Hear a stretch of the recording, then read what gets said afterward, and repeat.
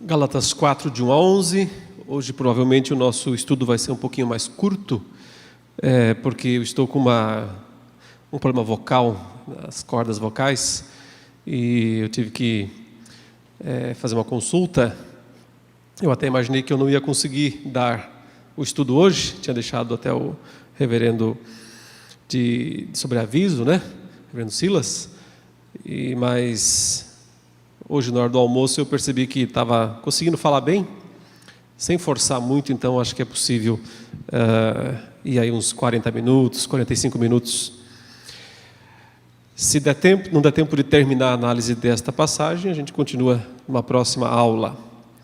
Então vamos lá, Gálatas 4, de 1 a 11, eu estou chamando esta parte, dando um título de um resumo, ou seja, os títulos sempre são resumos do ensino daquela parte de a maioridade legal do cristão gentil através do Espírito Santo. O Espírito Santo tem um grande papel na carta aos Gálatas.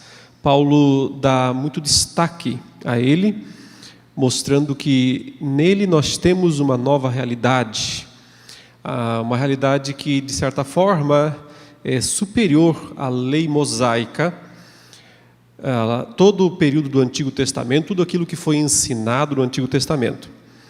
E é a partir daqui que Paulo começa a falar um pouco mais sobre a pessoa do Espírito Santo. Vamos lembrar então alguns pontos importantes antes de nós iniciarmos, a análise desta passagem. O apóstolo Paulo está combatendo aquilo que é um equívoco, ele considerava um equívoco, que estava sendo assumido pelas igrejas da Galácia, igrejas que ele mesmo plantou durante o comecinho do seu trabalho missionário, quando ele deixou lá a cidade de Antioquia, após ter sido trazido para lá por Barnabé. E ele então, junto com Barnabé e alguns companheiros, começou a fazer aquela viagem em direção ao norte. E os primeiros lugares onde Paulo passou e teve boa recepção, boa entre aspas, boa no sentido de que teve frutos, teve resultados do seu trabalho. Mas como nós lembramos, ele enfrentou terrível perseguição naquelas cidades, Icônio, Listra, Derbe, Antioquia da Pisídia, foi até apedrejado lá naquele lugar. Então, comecinho nada promissor, do ministério de Paulo, se for pensar em termos de sofrimentos, de dificuldades. Mas muito promissor, se pensarmos em termos de frutos, conversões. Então foram as primeiras igrejas plantadas por Paulo. Seus primeiros frutos, seus primeiros filhos espirituais, filhos da fé. Mas esses filhos primogênitos foram os que deram mais trabalho para ele também. Porque, como nós já vimos aqui nos estudos passados, esses crentes gentios, os primeiros gentios a crerem no Evangelho que veio do judaísmo, lembre-se que todo o começo da igreja é num ambiente judaico, com judeus, todos os apóstolos são judeus, o próprio Paulo é judeu, ele vai dizer aos filipenses que ele é da tribo de Benjamim, hebreu de hebreus. Então, esse evangelho que vem do judaísmo, do ambiente judaico, e agora é aceito, assimilado por gentios. Esses gentios são batizados, portanto, incorporados à igreja, e Paulo passa a dispensá-los das obrigações judias, das obrigações judaicas, principalmente daquelas ligadas aos aspectos cerimoniais da lei. A circuncisão, a dieta judaica, os alimentos, aquela lista de alimentos proibidos pelos judeus. Paulo não repassa isso para os gentios, entendendo que era algo do passado, que fizera parte da primeira ministração da aliança, mas que não tem continuidade da nova aliança. Isso que Paulo entendeu, e portanto ele isentou aqueles cristãos gentios de participarem disso, e também os calendários, né, as datas judaicas principais, as festas, a necessidade de ir algumas vezes por ano até Jerusalém para adorar lá, a representatividade do templo, dos sacerdotes, né, dos sacrifícios. Enfim, Paulo entendeu que uma vez que não precisava mais ir até Jerusalém para oferecer sacrifícios, porque Cristo ofereceu o sacrifício definitivo, então todas aquelas outras coisas que tinham relação com isso caíram. Mas, como nós vimos, nem todos pensavam assim. E muitos cristãos vindos do judaísmo ainda insistiam na necessidade da observância, da circuncisão, da dieta judaica, das datas de festas, e foram até as igrejas da Galácia e começaram a dizer: olha, Paulo, na verdade, não pregou o evangelho completo para vocês. Ele falou que a salvação é pela graça, pois bem, é isso mesmo. Ele falou de Jesus, ok, excelente. Vocês foram batizados, precisavam mesmo, muito bem, mas faltou a circuncisão. E está aqui uma listinha de comida que vocês também não podem mais comer a partir de hoje. Tá? Coloquem lá na cozinha de vocês, pendurem lá na cozinha de vocês essa lista aqui, ó, isso aqui não pode. E também lembrem-se que existe uma série de datas importantes que vocês têm que guardar. Por exemplo, o sábado, lógico, óbvio, né? O dia de descanso. Além disso, olha, lembrem das festas de lua nova. Todo o primeiro dia do mês, nós judeus temos essas celebrações, elas são importantes. E lembre-se das festas anuais que nós temos, a festa dos tabernáculos, por exemplo. Lembrem da festa de Pentecostes, né? E acima de tudo, é claro, né? Lembrem também da Páscoa. Ora, aqueles cristãos gentios recém-convertidos começaram a ir para o Antigo Testamento então, porque eles não conheciam antes o Antigo Testamento, né? Eles eram gentios, e começaram a ver que essas coisas estavam mesmo no Antigo Testamento. E aí eles entraram em choque, né? Em parafusas, diríamos, porque eles começaram a dizer assim: mas espera aí, então Paulo omitiu essas coisas de nós? Por que ele não falou sobre isso? E, enfim, começaram a observar aquilo lá, e deu uma briga, uma discussão, tudo acabou lá no Concílio de Jerusalém, quando finalmente a decisão foi tomada favorável à mensagem que Paulo pregava. Mas mesmo tomada a decisão no concílio, as igrejas da Galácia ainda tiveram dificuldade de aceitar aquela posição e ainda ficavam pensando que tinha que cumprir aquelas coisas antigas dos judeus. Por isso Paulo escreve Gálatas. Então o grande objetivo da carta é assegurar aos crentes gálatas que eles não precisam, aliás, eles não devem se submeter às cerimônias judaicas, porque elas passaram. E o ponto de Paulo é dizer que se eles fizerem isso, eles estão rejeitando Cristo. Que se eles se apegarem a isso, eles estão abandonando o perfeito que já veio para voltar ao limitado, ao parcial. Ele veio argumentando isso ao longo de todos esses capítulos aqui. Nós já vimos 3 capítulos, né? E agora no 4 é onde ele vai mostrar um ponto essencial dessa história, trazendo também a vivência dos gentios, porque até aqui ele falou muito do ambiente judaico, mas ele está escrevendo falando para gentios. E agora ele vai tocar num ponto aqui que eu acho que é decisivo para entender um pouco mais toda essa carta aqui. Então vamos lá. Eu vou seguir aqui a nossa tradução, né, a tradução feita,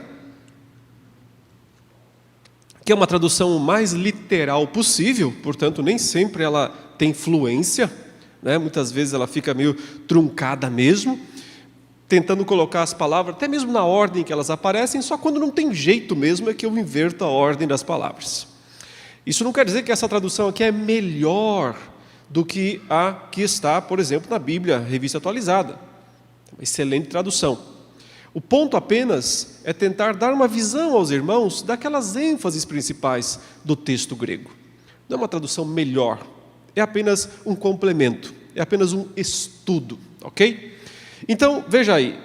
Digo, pois, por todo o tempo que o herdeiro é criança, nada difere do servo, sendo o senhor de tudo.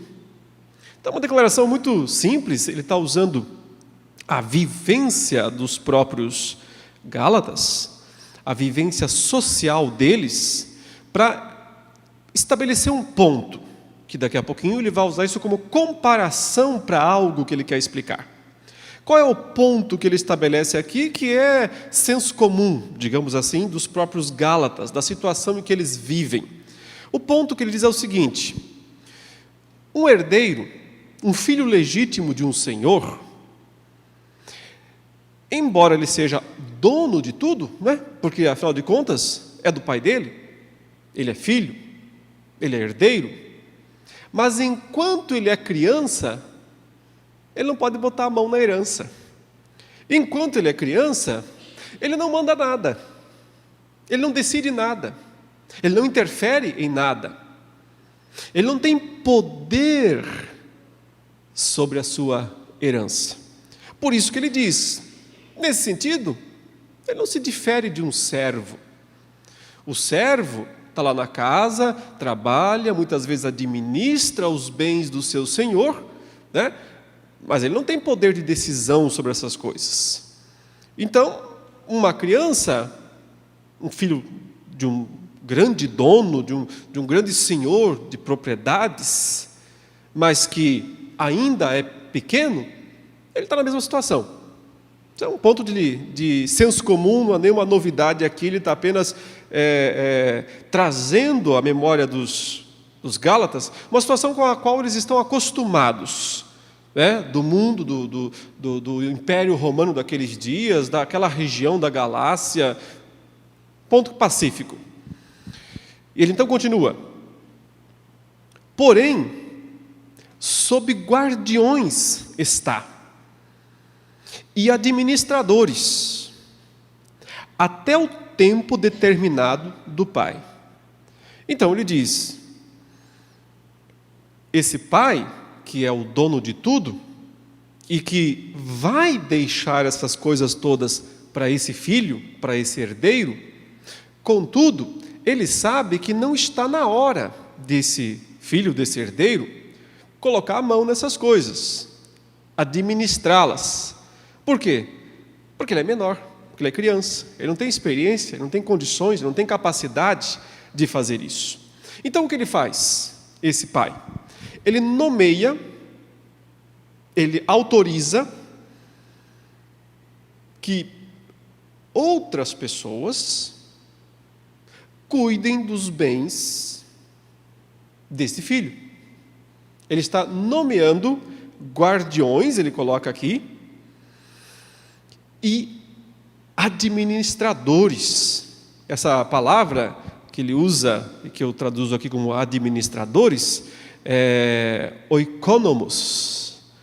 Oikonomos, essa expressão é usada em português com uma pequena variação, né? Não começa com o, mas começa com e, né? Economistas, seria mais ou menos isso, né? Vem aí o termo, daí vem o termo economia, no sentido de administração, aquele que administra a casa, seria essa a ideia. Oikos é casa, então aquele que administra a casa. Oikonomos quer dizer aquele que governa a casa, né? O governante da casa. Daí a ideia às vezes de mordomo, às vezes essa palavra é usada em alguns momentos para mordomo, porque o cargo, né, a função de mordomo antigamente era a função de administrador de toda a propriedade. Nesse sentido, o mordomo, ou o oikonomos, ou o administrador, ele tem mais poder, mais autoridade do que os herdeiros. Porque os herdeiros estão, na verdade, limitados pela sua própria idade. Então, por que Paulo está falando isso aqui? Daqui a pouquinho nós vamos tentar entender isso melhor. Mas observe que o texto diz, então, que esses guardiões e administradores ficam responsáveis, eles mandam, portanto, no herdeiro pequeno, na criança, até o tempo determinado do pai. Então, foi o pai que fixou o tempo. É o pai que diz quando. Quando que o filho tem direito, quando que o filho poderá finalmente colocar a mão na herança. Aqui não é uma questão de fazer uma idade mágica, né? Nós temos no Brasil a ideia de que 18 anos é a idade da maioridade. Mas tem situações em que os pais emancipam os filhos antes dos 18, né? É possível. Basta os pais fazerem essa emancipação. Então, a ideia é mais ou menos esta. Quem decide a hora em que o filho deve ou não colocar a mão na herança é o pai. O pai é quem determina isso.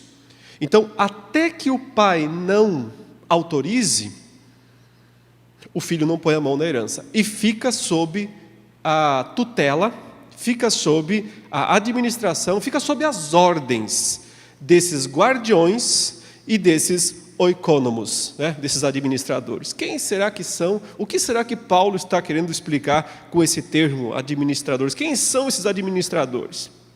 Já vamos ver. Verso 3. Assim também nós. Então agora ele traz para explicação. Ele colocou um quadro, disse, olha aí, tem uma família, certo? Tem um pai, ele é dono de tudo, ok? Tem um filho pequenininho, também é dono de tudo, né? Mas não tem direito de usar. Por quê? Porque não tem idade ainda. Então o que o pai fez? Nomeou administradores para cuidar deles. Até quando que esses administradores vão cuidar dos bens e dos próprios herdeiros? Até que o pai permita. Quando o pai disser que não é mais, que o filho já tem condições de assumir, acabou. Então, assim também nós, então agora vamos entender a comparação. Assim também nós, quando éramos crianças, e aí eu não traduzi esse termo, eu coloquei esse termo transliterado. O que é transliterado? Eu coloquei apenas as letras, o som das letras equivalentes em português, para manter o termo grego. Por quê?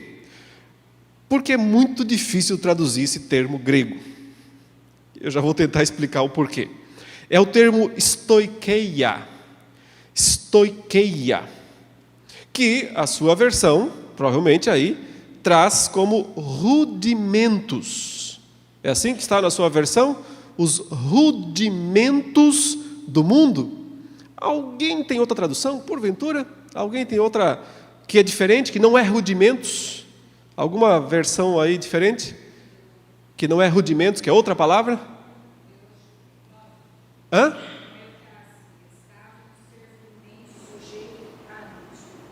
Rudimentos. Também é básicos. Como assim básicos? O que básico? Rudimentos básicos? Princípios básicos. Legal. Que versão que é essa aí? Lembram? Nova tradução. Princípios básicos. Rudimentos. Por que eu não traduzi? Eu deixei aí como stoikeia do mundo. Porque esse termo, ele era uma expressão muito conhecida no mundo greco-romano daqueles dias. De vez em quando a Bíblia, o Novo Testamento, usa algumas dessas palavras que eram muito conhecidas lá no mundo secular, no mundo pagão, digamos assim. Provavelmente a mais famosa de todas as palavras é logos. Logos. Aliás, logos está em muitas palavras aqui, né, da Bíblia, mas quase sempre como complemento de outra palavra. Mas quando aparece só a palavra logos diretamente, muito interessante. Por quê? Porque ela é aplicada ao próprio Cristo.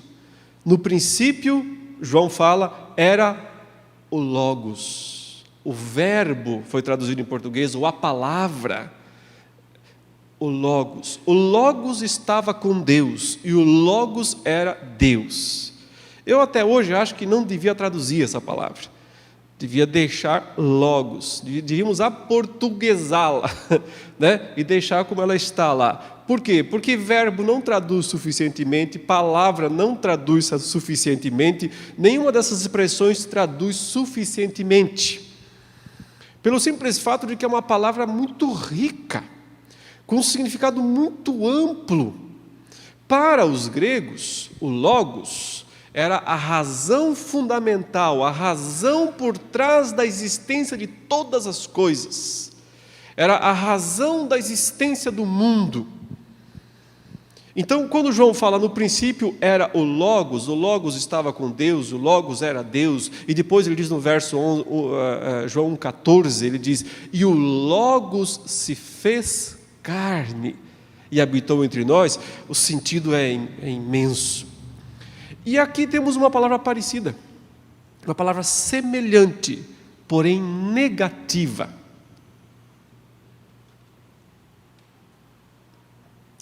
Se Logos é uma palavra altamente positiva, estoiqueia, ela tem uma conotação mais negativa.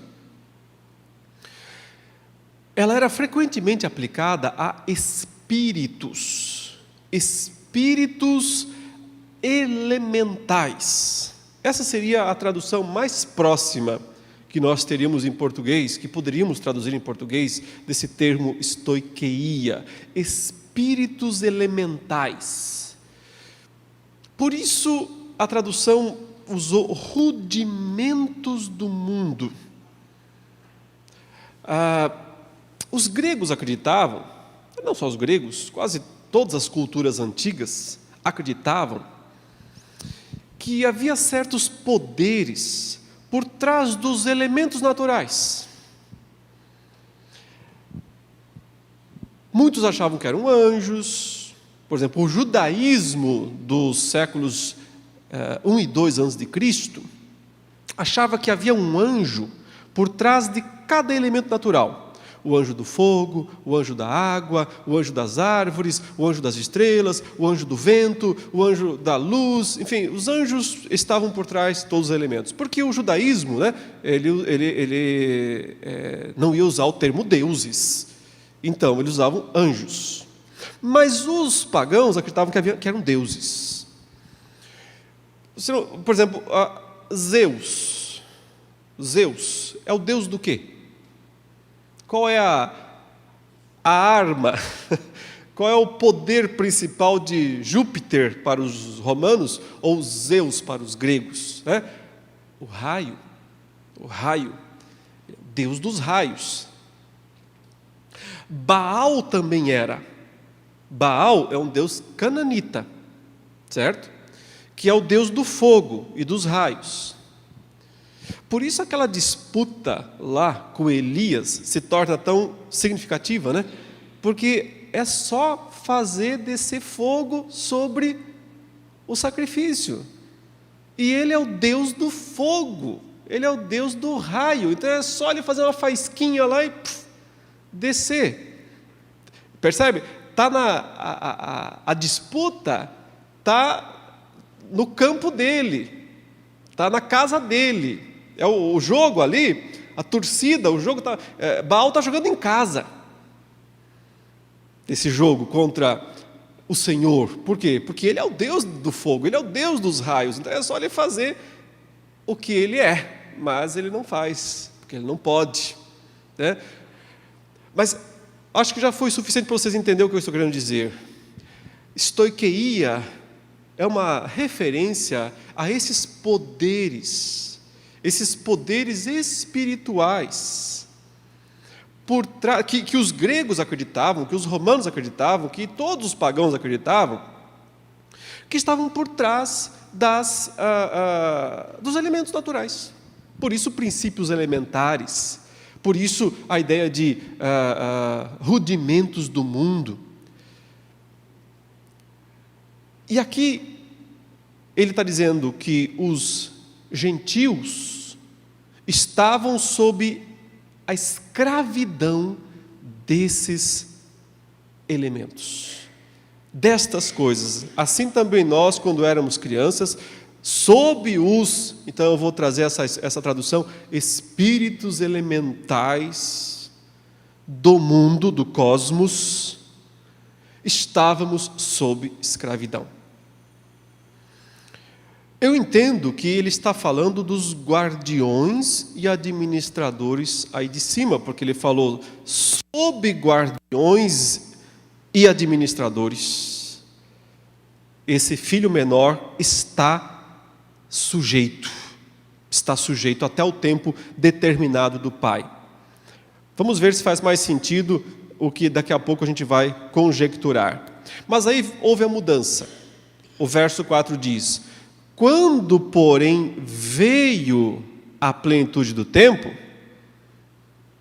Deus enviou Deus, o filho dele, nascido de mulher, nascido sob lei, a fim de aos sob lei fossem resgatados, a fim de que a adoção de filhos recebessem.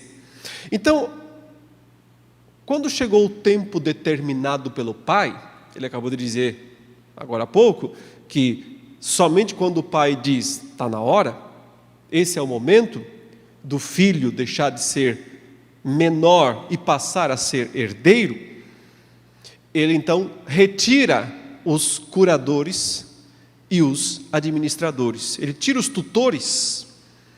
Então se deu exatamente aqui, quando porém veio a plenitude do tempo, quando Deus decidiu que era o momento de remover o poder dos curadores, o poder dos administradores, ele enviou o filho dele, para que o filho dele tirasse esse poder, essa autoridade dos curadores e dos administradores.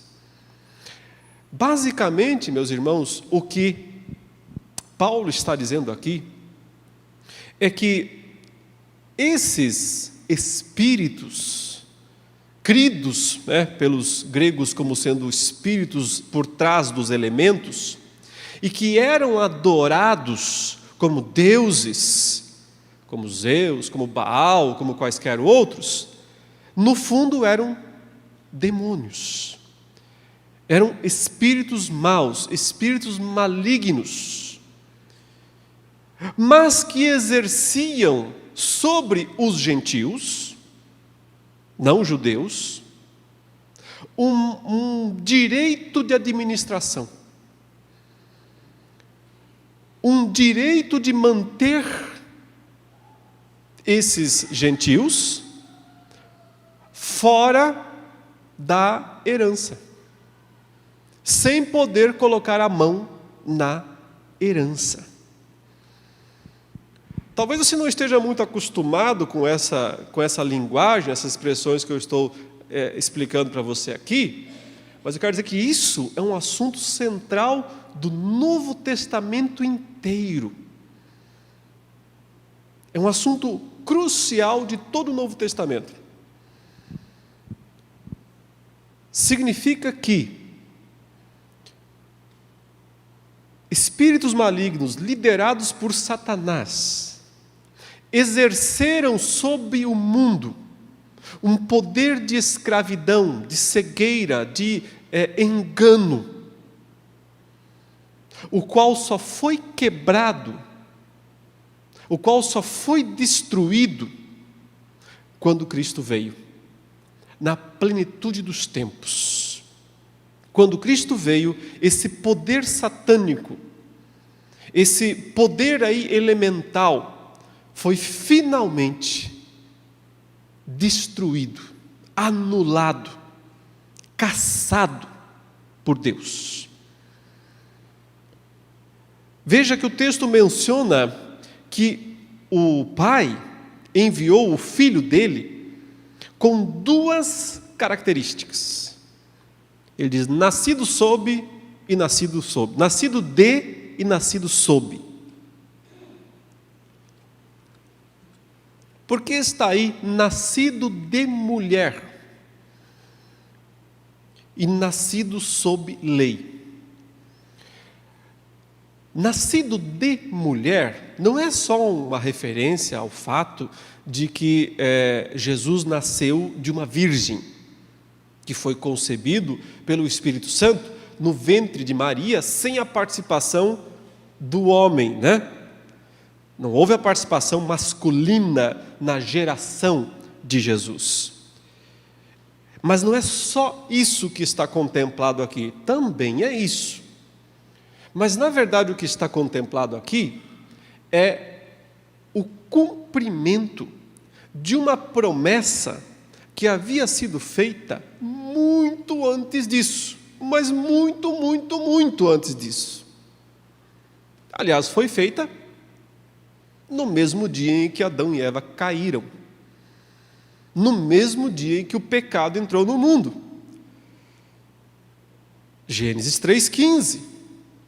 Deus amaldiçoou a serpente, uma figura do dragão, de Satanás, e fez uma promessa maldição para ela. Porque lembre que essa fala de Deus, de Gênesis 3,15, não foi proferida para Adão ou para Eva, mas para a serpente. Foi proferida para a serpente, para Satanás. Deus disse o quê? Que haveria um filho da mulher. Um filho da mulher que faria o quê? Pisaria, feriria a cabeça da serpente. Feriria a cabeça da serpente. Quando Paulo diz aqui, nascido de mulher, ele está dizendo, lembrem-se que essa história é comprida, essa história é longa, não começou com Maria, terminou com ela. A história terminou ali, mas ela começou muito lá atrás, quando o Senhor fez uma promessa. E Paulo aqui está trabalhando só com promessa o tempo todo, né? A promessa de Deus, a promessa de Deus, a promessa do filho, a promessa do descendente, a promessa do filho de Abraão. Mas aqui ele nos faz lembrar que, na verdade, essa promessa é anterior à própria promessa feita para Abraão. Na verdade, foi uma promessa feita lá em Gênesis 3, lá no começo de tudo. Então, Jesus viria com a função de ferir a cabeça da serpente. Quem é a serpente? Quem é Satanás? É simplesmente o chefe dos principados, das potestades, ou das estoiqueias, que são os principados, as potestades, os espíritos enganadores, por trás desses deuses falsos que eram adorados. Eu estou argumentando que esse é o ponto aqui. Essa é a questão central aqui. Também nascido sob lei. Por quê? Porque o Senhor tinha que resolver o dilema da lei. A lei nos condena. Aliás, nós já vimos que Paulo disse que a lei até mesmo aumenta o nosso pecado. Porque ela o põe em evidência. Primeiro porque ela diz o que é pecado. E aí nós incorremos nela, ou na quebra dela, quando justamente ela diz o que é certo e o que é errado. Mas o que Paulo parece estar argumentando aqui é algo mais sério ainda. Alguém fez um uso nocivo dessa lei contra nós. Alguém fez um uso nocivo dessa lei contra nós. Usou essa lei como uma base para nos acusar. E Cristo veio para desfazer exatamente isso. Agora eu preciso que vocês leiam outro texto antes de nós continuarmos aqui, para que fique claro o que é que eu estou querendo argumentar. Eu preciso que você abra aí em Colossenses 2, versos 13 a 15.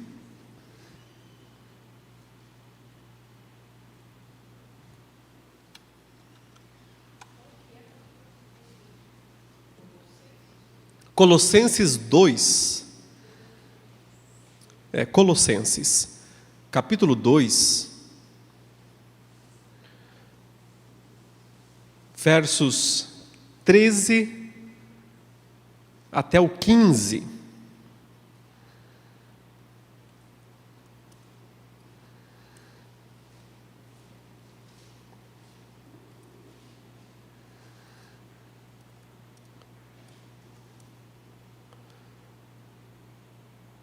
Observe.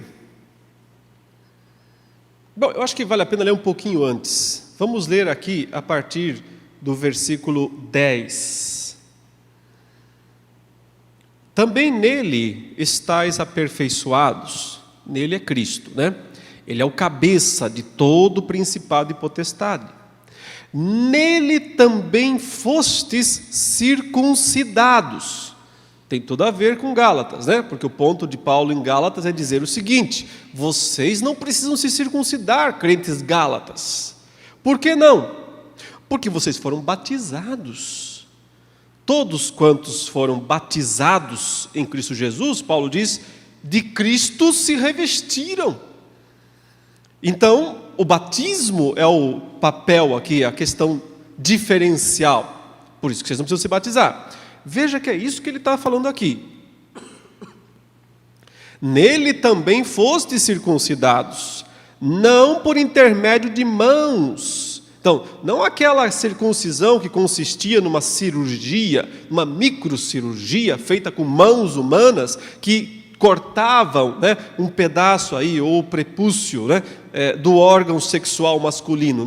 Não essa circuncisão, não por intermédio de mãos. Mas, qual então? A circuncisão, que ele chama que é o despojamento do corpo da carne, que é um termo que significa a morte do velho homem, mais ou menos isso. Que é a circuncisão de Cristo. Então, existe uma circuncisão para o crente. É a circuncisão de Cristo. Verso 12. Tendo sido sepultados juntamente com ele no batismo, ok? Então está muito clara a ligação entre o batismo e a circuncisão, ou seja, que o batismo é a circuncisão de Cristo, é a circuncisão espiritual, é o despojamento do corpo do pecado. Por quê? Porque no batismo sepulta o velho homem. Tendo sido sepultados juntamente com ele no batismo, no qual igualmente fostes ressuscitados mediante a fé no poder de Deus que o restou dentre os mortos. E a vós outros, que estáveis mortos pelas vossas transgressões e pela incircuncisão da vossa carne, vos deu vida juntamente com ele, perdoando todos os nossos delitos. Veja essa palavra aqui, delitos. Delitos é o nosso problema. São os nossos pecados, são as nossas falhas.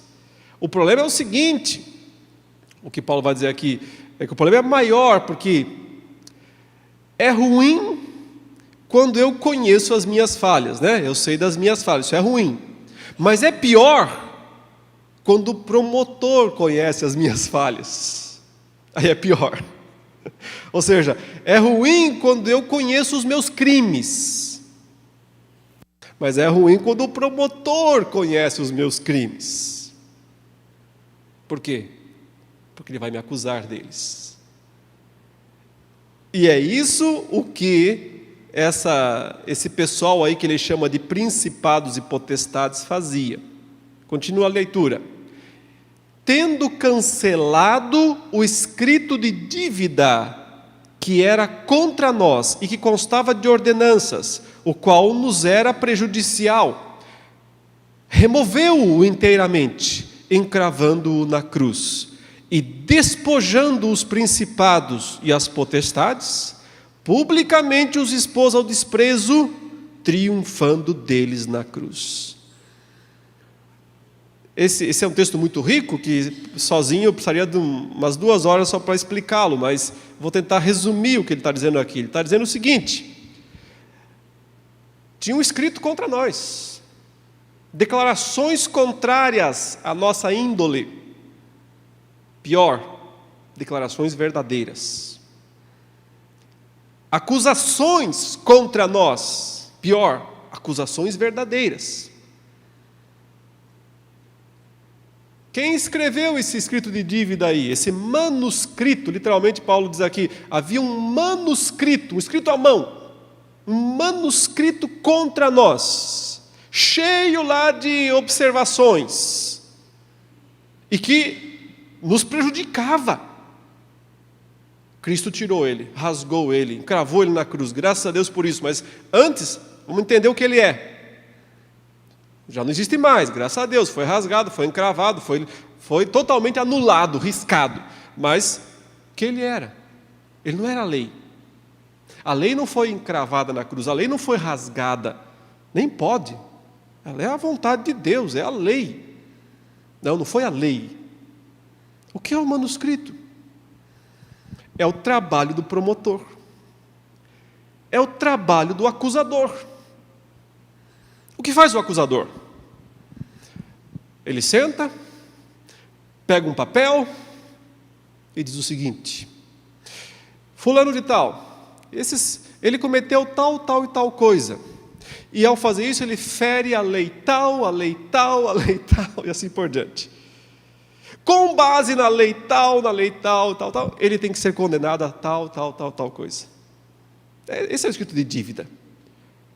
Alguém escreveu alguma coisa ali sobre os nossos pecados e o que os nossos pecados merecem, a condenação que merecem, com base na lei. Com base na lei. Não era esses escritos não foi assim, não surgiram na cabeça de Satanás, ele ou seus, os principados e potestades aí, que tiraram do nada, inventaram isso do nada, acusações vazias. Não, as acusações são corretas, porque eles só dizem que nós quebramos os mandamentos todos, explicam detalhadamente quando, como, de que maneira nós quebramos esses mandamentos todos, e então apontam o que a própria lei fala sobre essas quebras. Qual é o pagamento, qual é a condenação. Por isso um documento prejudicial para nós, que o Senhor Jesus pegou e encravou na cruz. E por que ele encravou na cruz? Porque não tinha um papel encravado na cruz, tinha um corpo, o corpo dele. Ele carregou essas acusações, ele suportou, ele cumpriu, ele recebeu essas acusações. Ele carregou sobre si. Quando a Bíblia fala que ele carregou sobre si os nossos pecados, não é que Deus pegou o pecado seu e o meu pecado e colocou em cima de Cristo, porque não tem como fazer isso. O pecado não é um objeto. Não é uma caixinha que dá para pegar e dizer, deixa eu pegar aqui o pecado do fulano de tal e vou passar para Jesus. Não tem como transmitir isso materialmente. Foi a condenação dos nossos pecados que Cristo carregou. Ele carregou a culpa, a imputação da culpa. É isso que foi posto sobre Jesus. E por isso o escrito de dívida foi cancelado, rasgado, riscado, cravado na cruz.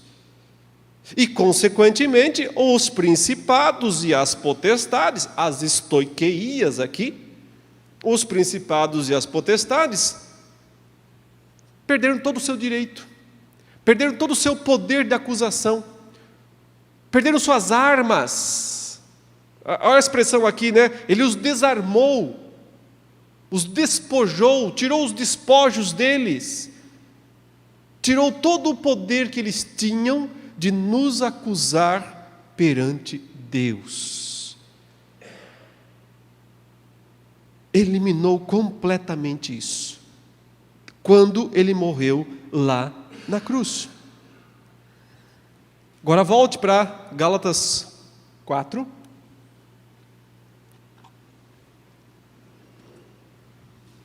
Quando, porém, veio a plenitude do tempo, enviou Deus, o Filho dele, nascido de mulher, nascido sob lei, a fim de que aqueles que estavam sob a lei, nós, todos, fossem, outra vez aquela palavra, já mencionei outras vezes, né?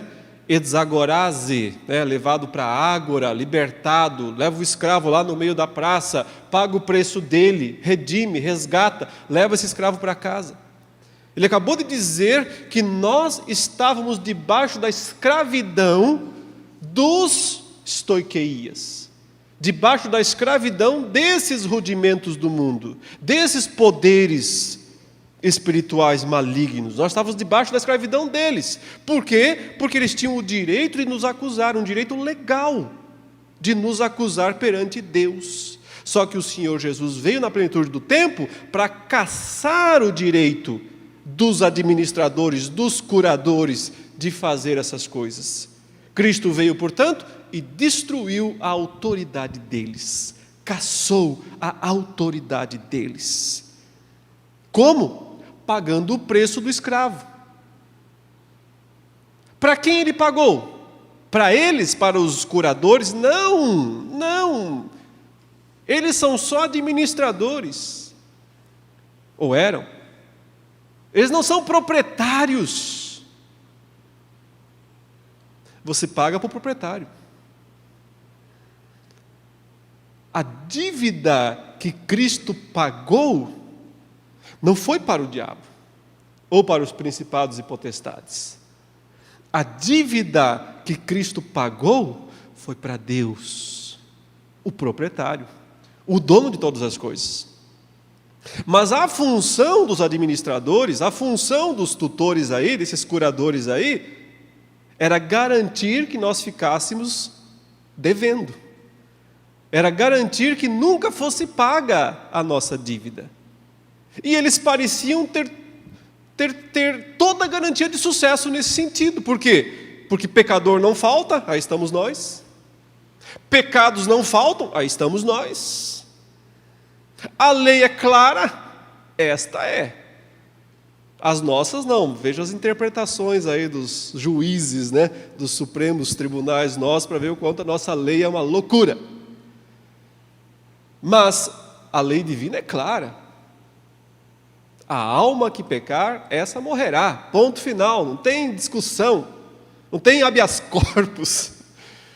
Não tem meio termo. A alma que pecar, essa morrerá. Então, o trabalho das estoiqueias, o trabalho dos principados e potestades era altamente promissor. Né? Eles tinham tudo para ganhar esse jogo. Eles só não contavam que o próprio Deus enviaria o Filho dele em pessoa, não um representante, em pessoa, para fazer o quê? Pagar uma dívida, pagar a nossa dívida.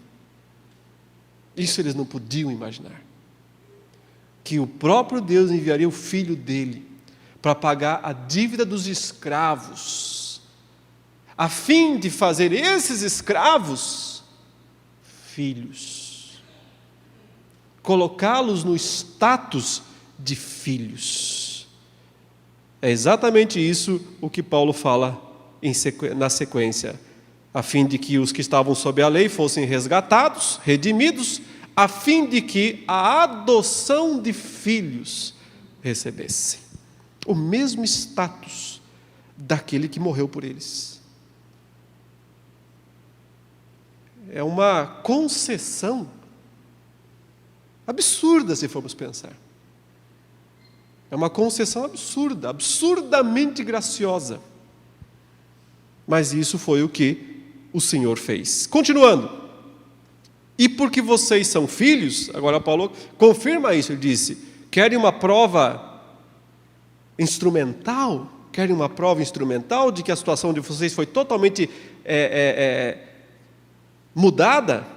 E porque vocês são filhos, não mais escravos, não mais servos dos rudimentos do mundo, enviou Deus o Espírito de seu Filho aos nossos corações, clamando: Abba, Pai. Ele mandou o Espírito que veio habitar em nós, e ele fala em outro lugar, em Efésios 1, 13 e 14, que ele é o selo e o penhor da nossa herança. garantia total, portanto. Mas o ponto de Paulo aqui não é tanto explorar esse lado da garantia, ele faz isso lá em Efésios 1, 13 e 14. Aqui ele está falando mais do aspecto vivencial, experiencial. Ele diz, é esse Espírito que está dentro de você e que sussurra lá dentro de você, Pai. Chama Deus de Pai. Todo filho sabe que é filho. Por quê? Porque há esse testemunho interno do Espírito Santo. Um testemunho audível apenas para o próprio filho. Ou seja, eu não consigo ouvir esse testemunho a respeito de você. Eu não consigo. Você não consegue ouvir esse testemunho do seu vizinho. Não consegue. Você só consegue ouvir o seu mesmo. Dentro de você, o Espírito diz, Abba, Pai. Abba, eu já expliquei em outros lugares, outras vezes aqui, outros momentos, né? É a palavra mais íntima no aramaico, é uma palavra aramaica, nem hebraica ela é aramaica, do dia a dia, das conversas, a língua falada na Galileia, na Judéia, naqueles dias, e Abba é a palavra mais simples, mais curta, mais íntima, né, que se fala ao seu Pai. Então você não é mais servo, ele conclui. Acabou. Então você não é mais servo, porém filho. E se é filho, também herdeiro através de Deus. Já pode desfrutar da herança. Já pode desfrutar da salvação plena agora. Deus já emancipou você. Ele já disse que chegou a hora. Nós já vivemos no tempo da herança. Nós já vivemos na plenitude dos tempos. O ponto de Paulo diz assim, vocês querem voltar ao anterior?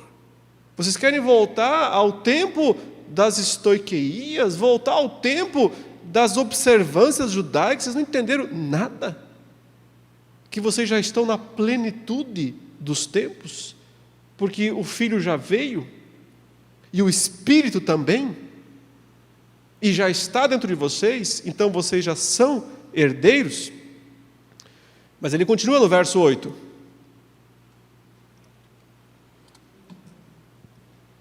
Entretanto, ele diz aí aqui uma conjunção adversativa muito forte, né? O alá. Entretanto, outrora, que é esse tote, por um lado, que é esse men, por um lado, não tendo conhecimento a respeito de Deus, vocês serviram, aí está outra vez a palavra escravos, é que não tem como colocar escravo, escravo não é um verbo ativo, não posso colocar eu escravizei, porque aí é o contrário, né? Eu estou impondo a escravidão, mas a ideia é eu fui escravo. Só que a palavra não é passiva, ela é ativa, então o único jeito é colocar servo. Mas lembre que a ideia aqui não é servir meramente adorar, é de estar preso, de ser um escravo. Então, não tendo conhecimento a respeito de Deus, vocês eram escravos dos deuses. Agora ele menciona aqui os deuses. Por isso que eu entendo que estoiqueia lá atrás tem a ver com essas figuras aqui. Essas personalidades aqui. Os deuses não naturais, ele fala. Difícil essa palavra porque ele fala aos deuses não físicos, não naturais. Por isso que a tradução Almeida, ela foi muito feliz. Veja, é uma interpretação. Não é uma tradução ipsis literis, é uma interpretação. Mas é uma interpretação muito boa. Como que a Almeida traduz essa frase? Ela diz, aos que não são mesmo, né? Não são por natureza deuses. Então a ideia é os deuses falsos. Os deuses falsos. Vocês serviam outrora aos deuses falsos, podemos dizer assim, aos deuses falsos. São essas aí as estoiqueias. Zeus, Baal, Astarote, Diana, Hera, Apolo, os deuses. Quem está por trás desses deuses? Demônios, principados e potestades. São eles que exerciam um domínio sobre o mundo. Um ato de escravizar os gentios. Os gentios estavam sob a escravidão desses principados e potestades. E é isso que Paulo está relembrando eles. Vocês foram escravos dessas entidades. Vocês foram escravos deles. Agora, porém, tendo conhecido Deus, vocês não conheciam Deus antes, ele fala. Vocês só conheciam esses deuses falsos. Agora, porém, tendo conhecido Deus, e aí ele já corrige, ou melhor, tendo sido conhecidos por Ele, porque o ponto de Paulo aqui é lembrar qual é o princípio de tudo, quem tem prioridade, prerrogativa em todos os casos, e é sempre Deus. A ideia fui eu que encontrei Deus ou foi Deus que me encontrou? É só lembrar quem estava perdido. Deus nunca esteve perdido para eu achá-lo. Quem estava perdido era eu mesmo. Então, por isso que Paulo faz essa correção, ela é retórica. Ela é uma correção retórica. Ele podia ter apagado a palavra, ou riscado, mas ele não fez. Ele manteve, ele disse: agora, porém, tendo conhecido Deus, ou seja, vocês conhecem Deus, não é? Mas então, entendam que, na verdade, é Ele que conhece vocês. É aquela velha história, é Ele que nos buscou, não nós que o buscamos. Jesus fala isso aos seus apóstolos, né? Não fostes vós que escolhestes a mim, pelo contrário, eu vos escolhi. Então a gente até pode falar assim, olha, eu escolhi Deus, quer dizer, Ele me escolheu. É uma boa maneira, você logo corrige em seguida. É o que Paulo está fazendo aqui. Né? Tendo conhecido Deus, ou melhor, tendo sido conhecidos por Ele. E aí vem a pergunta: como voltam novamente aos fracos e pobres estoiqueias, outra palavra outra vez, que outra vez desejam escravizar vocês? Por isso que isso aqui não podem ser, esses estoiqueia, não podem ser meros princípios, no sentido de filosofias ou coisas dessa natureza. Essas coisas não aprisionam ninguém.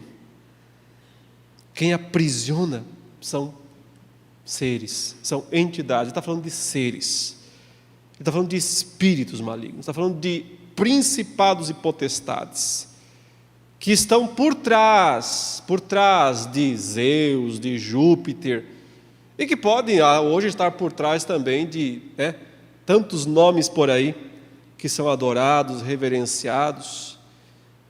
E o ponto aqui, o que eles querem fazer? Escravizar. Escravizar. O ponto é que nós já fomos libertos deles, eles não podem mais nos escravizar. Não que eles não queiram, eles continuam querendo fazer isso. Continuam querendo nos escravizar. Só não podem. E não podem por quê? Porque o Senhor já os despojou. Já tirou todos os seus trunfos, todas as suas armas. Veja que Ele chama eles agora de fracos e pobres. Por que fracos e pobres? Afinal de contas, eles são muito poderosos. Não são seres poderosos, criaturas malignas, muito poderosas? Por que ele chama eles de fracos e pobres? Porque quem foi despojado não tem mais nada. Porque quem foi humilhado não tem mais nada. São esses os termos que Paulo usa em Colossenses 2,15. E despojando os principados e as potestades, publicamente os expôs ao desprezo, triunfando deles na cruz. Eles foram, portanto, despojados e humilhados, por isso que eles são fracos e pobres. O que Paulo está querendo dizer assim, é que vocês não têm por que voltar para eles. Eles não têm mais direito sobre vocês, o Senhor já despojou-os dessas coisas. Então, só um ato deliberado de vocês pode dar direito a eles de outra vez exercerem escravidão sobre vocês. Permanecendo na fé, vocês estão totalmente livres da ação deles. Agora veja o verso 10. Agora ele vai ligar tudo isso ao que eles estão fazendo, os Gálatas. Ele diz: gente, vocês guardam dias, meses, épocas, anos.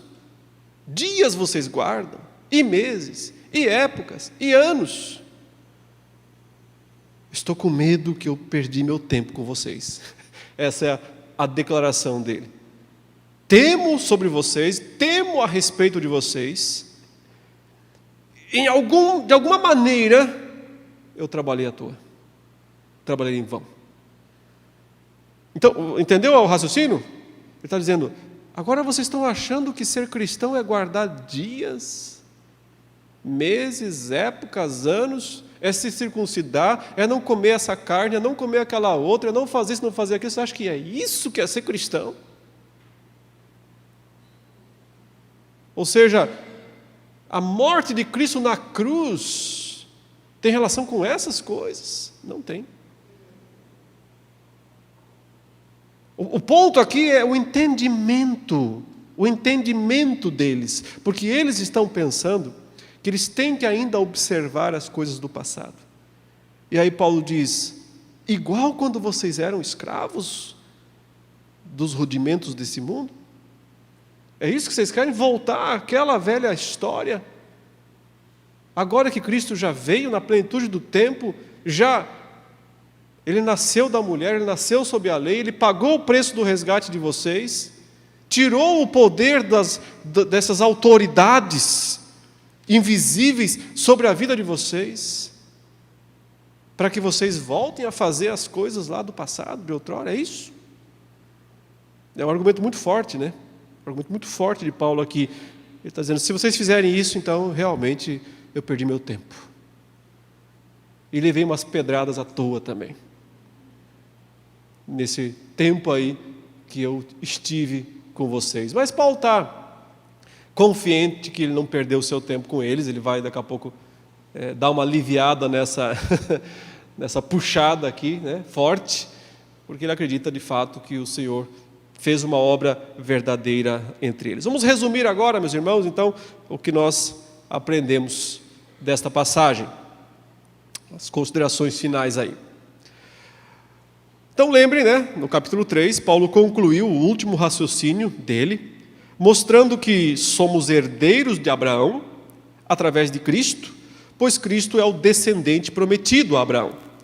E agora ele vive em nós, né? Pois através do batismo fomos revestidos dele. Agora, então, no capítulo 4, ele explica melhor essa questão de herdeiros de Deus, a partir de uma analogia familiar aos judeus e também aos gentios. Filhos menores, no que diz respeito a possuir a herança, não são superiores a servos. Ele usa essa ilustração para começar a explicar a história. Porém, num sentido, isso só se aplica aos judeus, pois eles podiam ser considerados filhos e tinham a tutela da lei.